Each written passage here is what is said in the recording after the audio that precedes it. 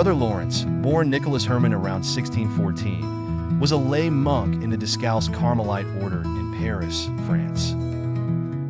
Despite his humble status, he gained renown for his profound spirituality and the practice of experiencing God's presence in everyday activities. His reflections, captured in the book The Practice of the Presence of God, offer timeless wisdom. As a young man from a poor family, Nicholas served as a soldier during the 30 Years' War.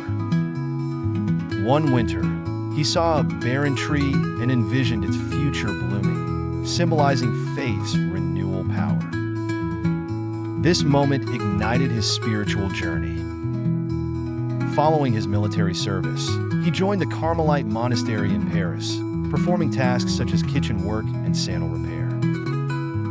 He was highly esteemed despite lacking formal theological education, owing to his deep connection with God.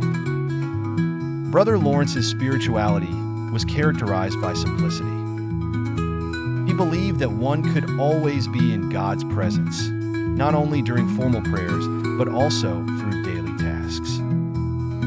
His practice involved turning his heart and mind continuously towards God, whether cooking, cleaning, or resting.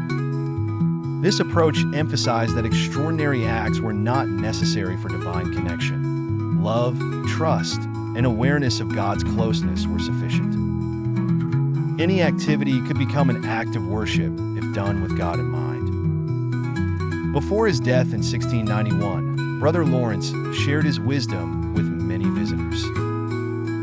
These conversations and letters were compiled into The Practice of the Presence of God, a spiritual classic that highlights the simplicity of continuous communion with the divine. Brother Lawrence's teachings inspire those looking to integrate spirituality into daily life, proving that holiness can be found in ordinary circumstances.